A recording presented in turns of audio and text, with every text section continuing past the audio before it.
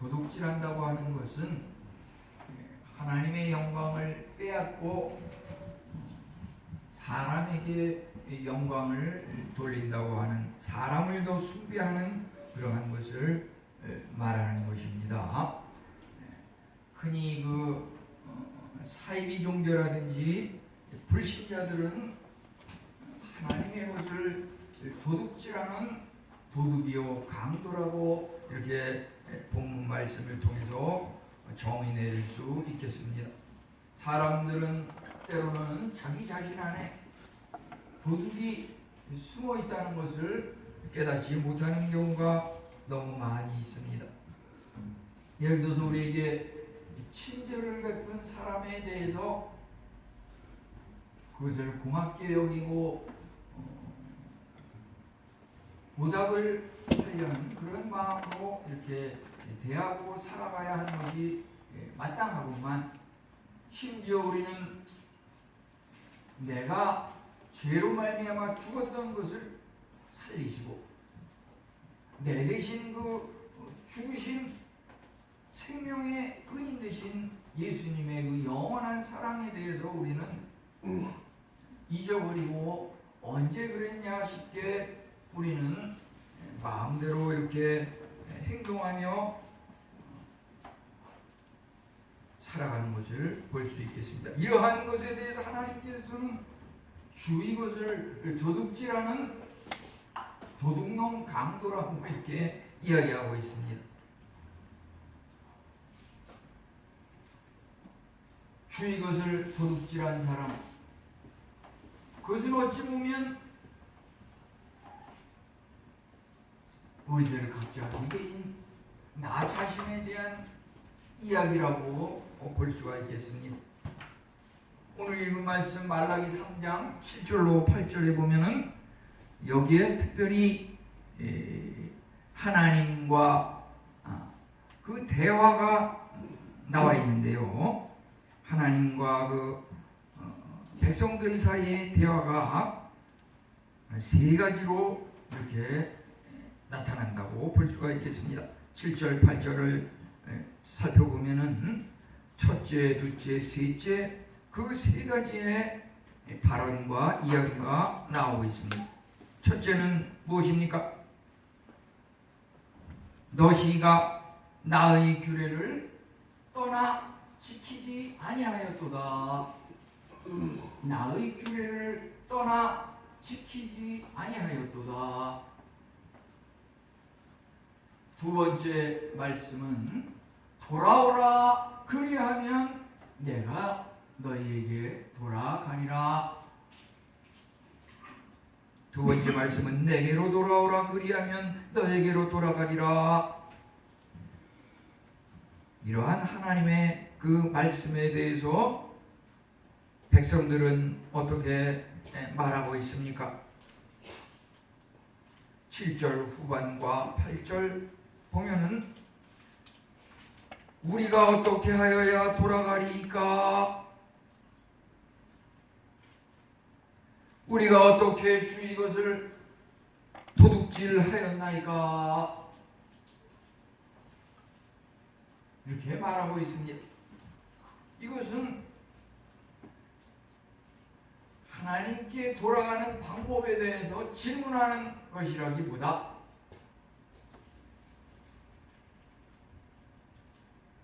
자기 자신의 그 행함에 대해서 발뺌을 하는 그런 대답이라고 볼 수가 있겠습니다. 내가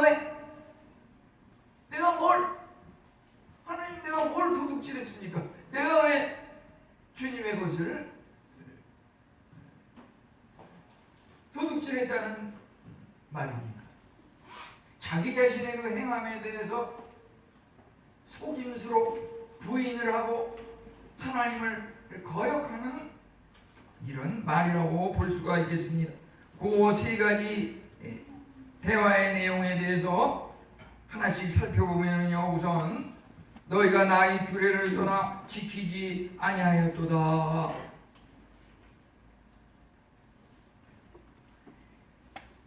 하나님의 규례를 떠나 지키지 아니하였다고 하는 것, 하나님의 말씀을 떠나 지키지 아니하고 하나님의 말씀을 불순종하고 거역한 것에 대해서 그 죄악의 실상을 하나님께서 지적하고 있는 것입니다.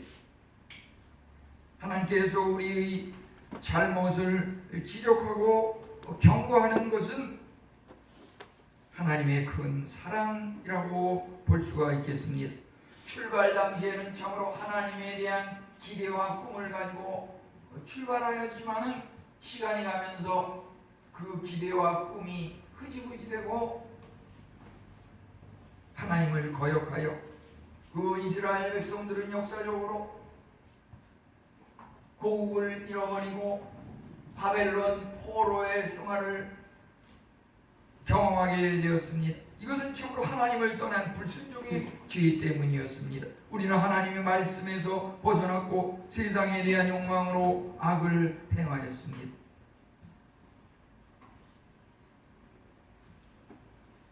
너희가 여호와의 것을 도둑질하였다. 주의 것을 도둑질하였다.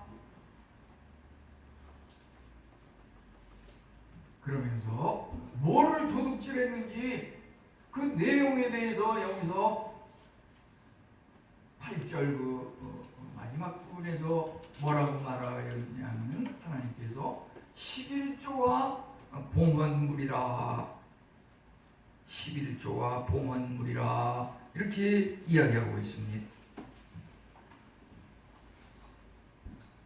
여기서 11조와 봉헌물이라고 하는 것,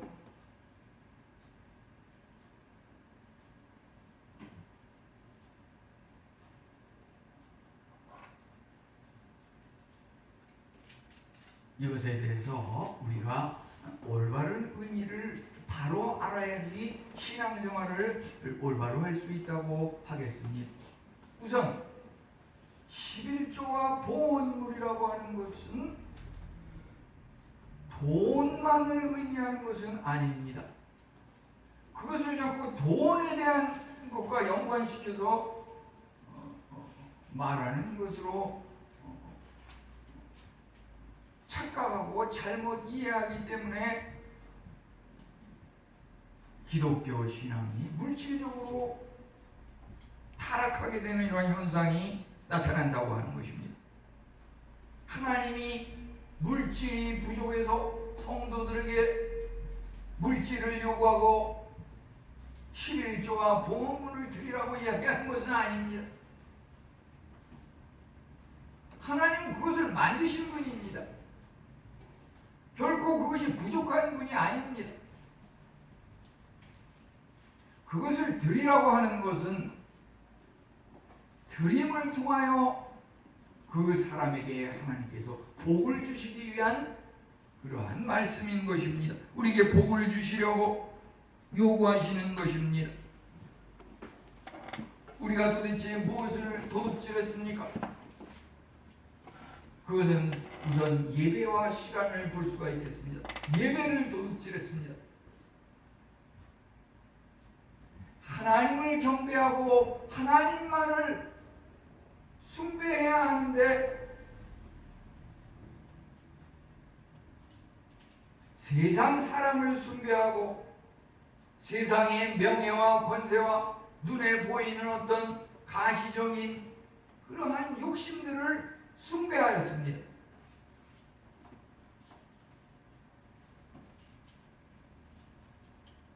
그렇다 그래서 날마다 매시간 1년 내내 평생 예배를 드리라는 것은 아닙니다. 교회면은 교회에서 예를 들어서 공적으로 정해진 시간이 있습니다. 그것은 굉장히 부담스럽고 너무 많이 우리를 구속하고 가두는 것 같이 보이지만은 마음 편안하게 생각하면 너무나도 작은 그런 요구인 것입니다. 하나님에 대한 예배를 공적인 그 예배 시간을 거역하면 우리에게 약속한 그 복을 받을 수가 없을 것입니다. 우리는 시간을 도둑질했습니다. 시간이라고 하는 것은 하나님께서 주신 것입니다. 참으로 에베소 5장 16절은 세월을 아끼라 이렇게 말하고 있습니다. 예를 들어서 우리에게 24시간이 주어졌습니다. 하나님께서 주신 것입니다. 시간의 11조, 정확히 하면 2시간 24분인데요 깎아서 편하게 하루에 2시간은 하나님 앞에 드려야 하는 것입니다. 그것이 11조의 봉헌입니다. 하나님께서 우리에게 주신 것, 그 중에 11일을 드리라고 하는 것은 시간의 11조. 처음에 그거 하려면 2시간 동안이나 어떻게 하나님을 향한 그 경건의 시간, 성경을 읽는 것, 기도하는 것, 그 말씀을 묵상하면서 내 삶과 연관시켜서 적용하는 것, 실천하는 것, 하나님 앞에 은혜에 감사하면서 찬양을 드리는 것, 이러한 것이 적어도 하루 중에서 2시간 이상은 우리가 그것을 하나님 앞에 드려야 한다고 하는 것입니다. 내가 만약 그렇게 하지 않는다고 하면 나는 물질적인 그리스도인입니다. 나는 오직 돈만 여기는, 돈만 바라는 그런 그리스도인입니다. 여기서 말하는 그 11조와 봉헌물이라는 것은 하나님께서 주신 선물 중에서 우리의 그 마음과 재능, 이러한 것들이라고 볼 수가 있겠습니다. 사람마다 한 가지 이상 남들이 갖지 못한 그런 독특한 재능과 은사, 특기가 있습니다. 그 재능을 세상을 위해서 사용할 것이 아니라 하나님을 위해서, 하나님의 영광을 위해서, 그것을 주신 하나님께 감사하는 마음으로 그 재능을 하나님을 위해서 사용할 때 그것이 온전한 11조인 것입니다. 고린도전서 4장 7절은 내게 있는 것 중에 받지 아니하는 것이 무엇이냐, 내가 받았은즉 어찌 받지 아니한 것 같이 자랑하느냐. 우리의 건강과 시간, 배움, 재능이나 은사를 하나님을 위해 사용하라는 것입니다. 그것을 소홀히 하면 그것이 바로 하나님의 것을 도둑질하는 것입니다.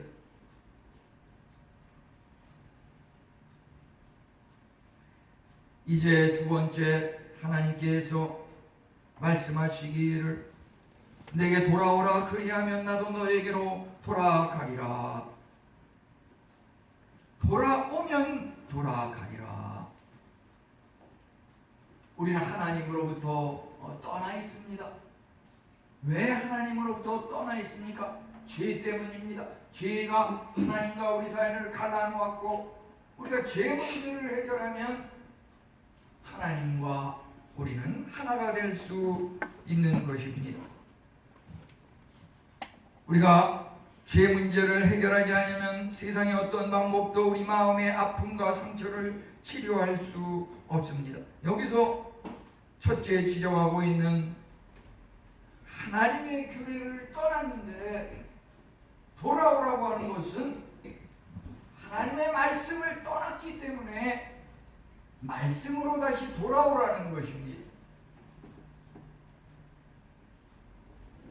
세계적으로 어느 나라를 가든지 우리나라에도 보면은 그 백투더 바이블 이런 출판사 이름도 있고 책도 그러한 제목은 많이 나와 있고 선교 단체도 있고 백투더 바이블, 그것은 말씀, 성경 말씀으로 돌아오라는 그런 이야기인데, 저는 이 말씀을 보면서 그게 바로 여기서 나온 거구나. 말라기 3장 7절.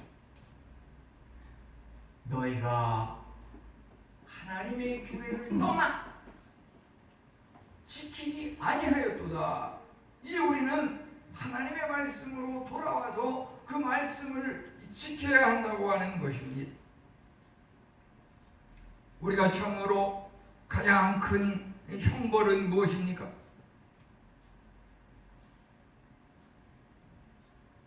고난과 징계로 심판한다고 하는 것은, 고통을 준다고 하는 것은 하나님의 놀라운 은혜의 증거라고 하는 것입니다. 가장 크고 잔인한 형벌은 뭐냐면 상실한 가운데 내버려 두는 것이라고 볼 수가 있겠습니다. 상실한 가운데 내버려 둔다고 하는 것은 온갖 죄를 범하고 나쁜 짓은 도맡아 하는데 하는 일마다 술술 잘 풀리고 온갖 범죄만 저지르는데 결과를 보면 만사형통하고, 그것이 세상에서 가장 큰 상실한 가운데 내버려둔 끔찍한 형벌이라고 하는 것입니다. 여기서 하나님께서 백성을 향하여서 너희가 규례를 떠나 지키지 아니하였도다. 이대로 계속되면은 영원히 멸망하여서 돌이킬 수 없을 것이다. 빨리 현재의 상황을 파악해서 돌아와라. 말씀으로 돌아와라. 말씀이신 하나님으로 돌아와라. 이것이 여기서 말씀하시는 하나님의 사랑의 증거인 것입니다. 너희는 내게로 돌아오라 만군의 여호와의 말이니라.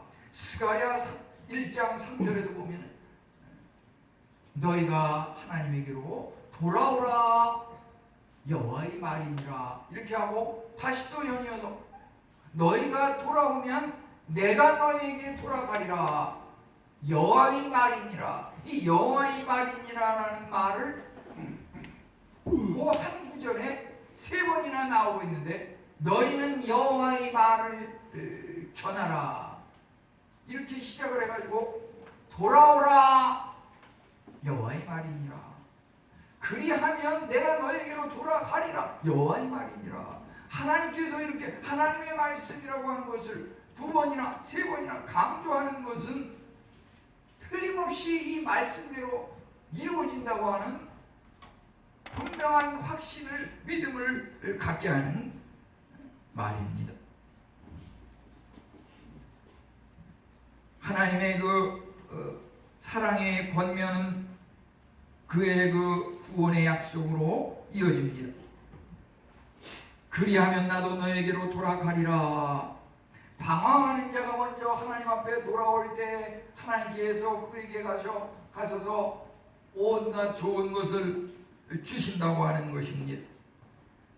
우리가 먼저 그러한 하나님의 복을 누리기 위해서는 가만히 있다 그래서 저절로 그러한 것이 생기는 것이 아니라, 요한계시록 3장 20절에 보면은 볼지어다 내가 문 밖에 서서 두드리노니 누구든지 그 음성을 듣고 마음을 열면 내가 그에게로 들어가 그로 더불어 먹고 그는 나로 더불어 먹으리라. 우리가 주님을 마음에 영접할 때 하나님께서 우리 안에 들어오셔서 온갖 좋은 것으로 채워주신다고 하는 것입니다. 어떤 것으로 채워주십니까? 하나님께서 우리에게 돌아오시면 풍성하게 좋은 것을 주십니다. 그것은 용서와 화평이라고 하는 것입니다. 내가 도저히 저 사람은 용납할 수 없어, 기필코 원수를 갚아야 말겠어, 이와 같은 마음이 변해서 용서의 마음으로, 원수를 사랑하는 마음으로 변한다고 하는 것입니다. 그것을 통해서 우리는 하나님과 갈라졌던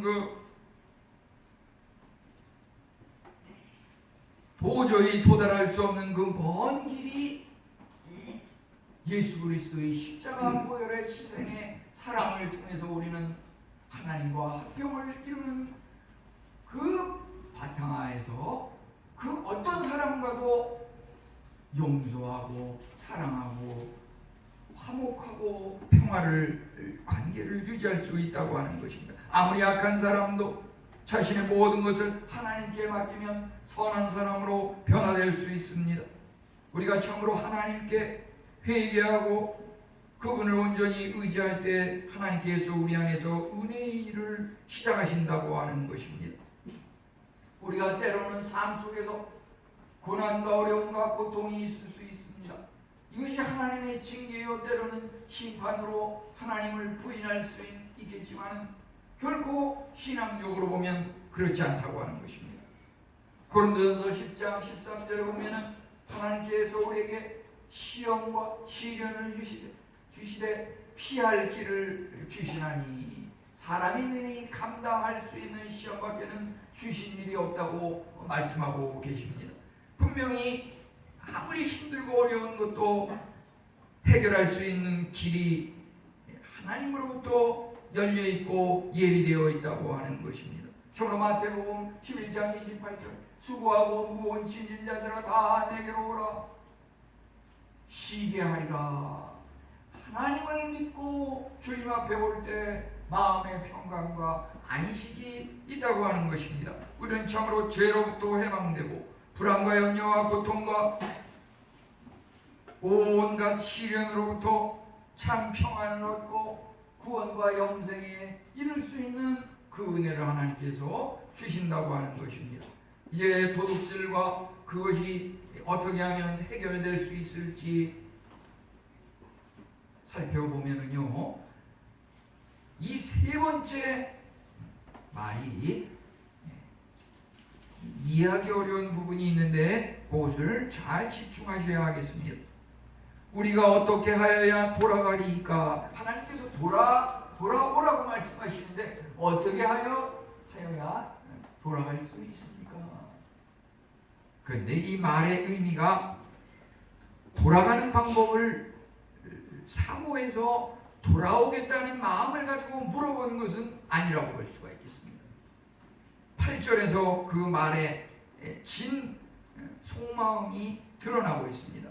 그는 말하기를, 사람들은 말하기를, 하나님의 것을 도둑질하고도 말하기를, 우리가 어떻게 주 이것을 도둑질하였나이까?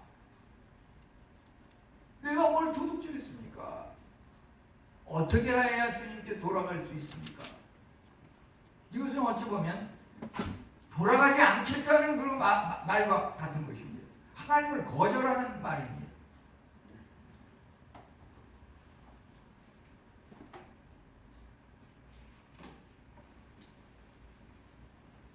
하나님께서 사람의 죄를 지적하고 돌아오면 너에게로 돌아가겠다고 이렇게 약속하는 것에 대해서 사람들이 어떻게 해야 돌아가리까 이렇게 질문하는 것은 죄책감을 깨닫지 않고 발뺌하려는 일반적인 언어입니다.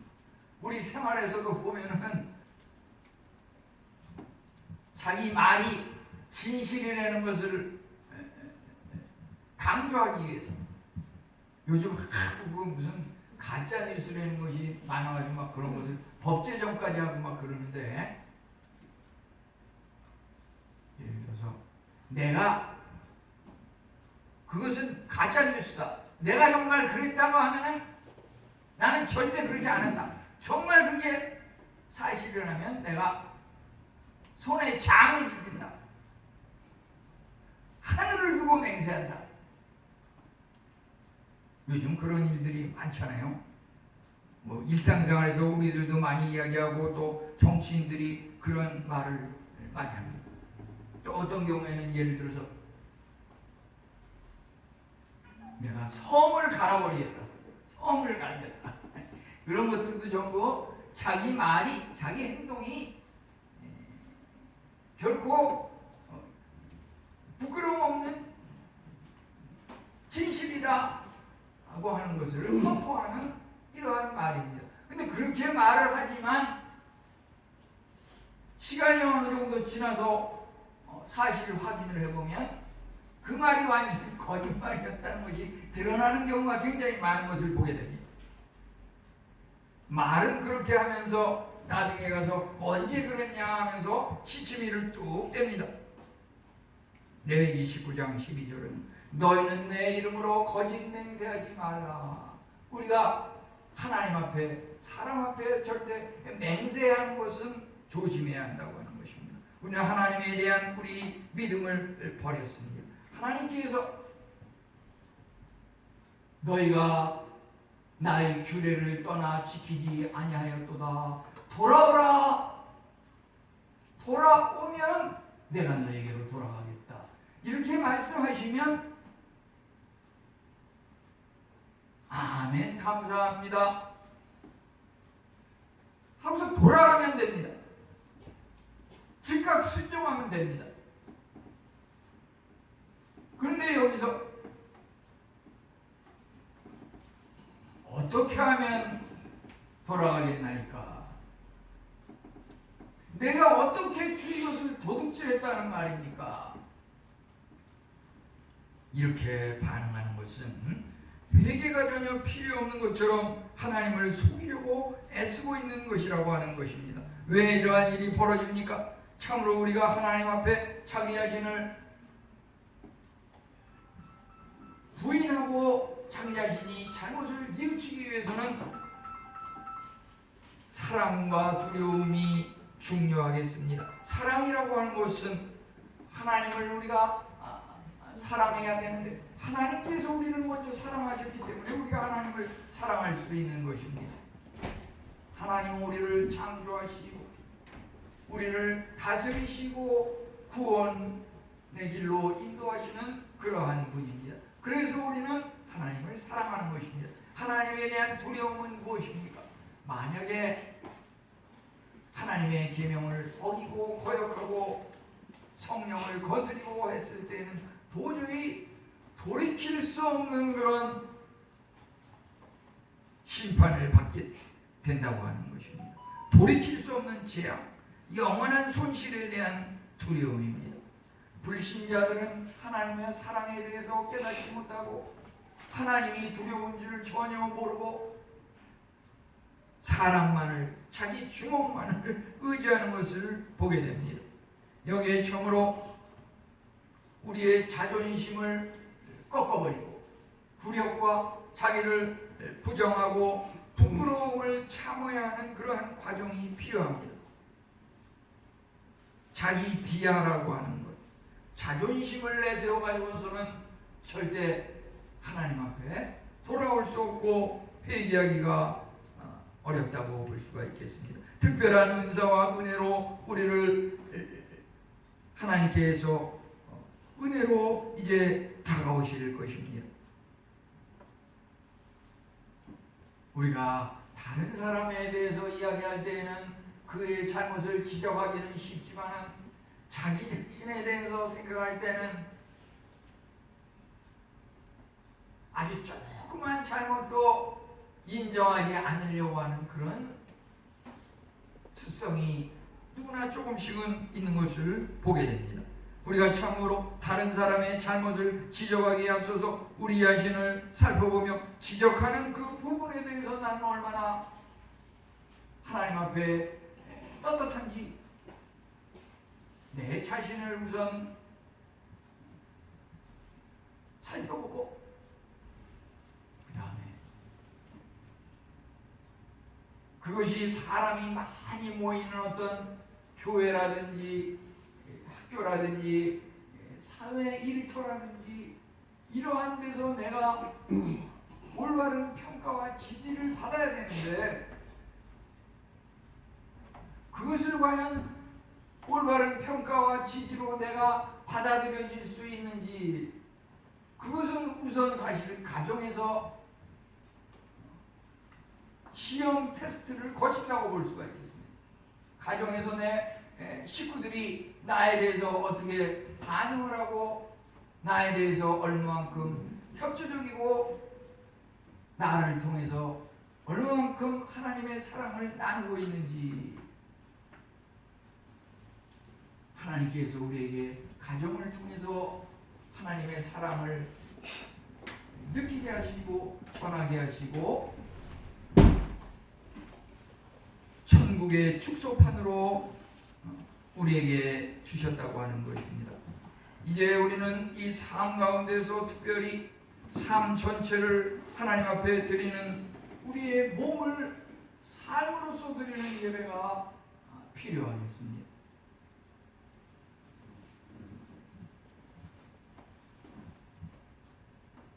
그 어린 시절에 보면은 그 조그만 아이가, 요즘은 그 이렇게 헌금 자루를 돌리는 일이 별로 없는데요. 그 헌금 통으로 헌금 자루를 이렇게 돌리는데 그 아이가 돈 가진 게 아무것도 없으니까 그 헌금함 속에 쏙 들어가가지고 자기 몸을 들였다고 하는데, 그가 나중에 큰 아주 하나님께 쓰임받은 그런 귀한 목회자가 됐다고 하는데요. 우리가 몸을 하나님 앞에 드린다고 하는 것, 그것은 로마서 12장 1절에 나오는 이 세대를 본받지 말고 하나님의 선하시고 기뻐하시고 온전하신 뜻이 무엇인지 분별하도록 하라. 너희 몸을 하나님이 기뻐하시는 거룩한 산제사로 드리라.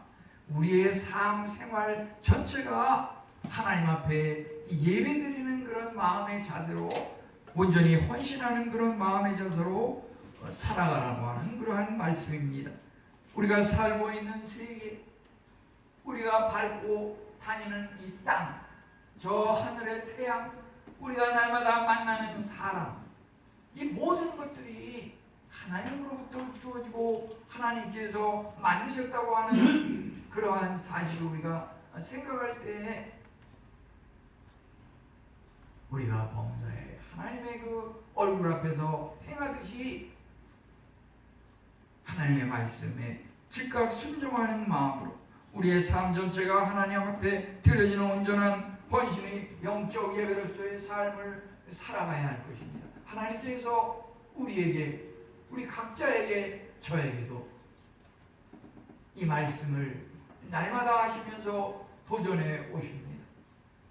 너희가 나의 규례를 지키지 아니하였도다. 돌아오라. 하나님의 말씀으로 하나님 앞에 돌아오라. 그리하면 내가 너에게 돌아가리라. 우리가 하나님이 우리에게 돌아왔을 때 우리의 삶은 참으로 불의 끝, 행복 시작. 우리 한번 다 같이 해보겠습니다. 불의 끝, 행복 시작.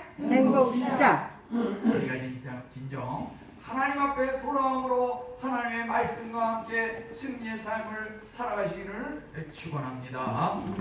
하나님 감사합니다.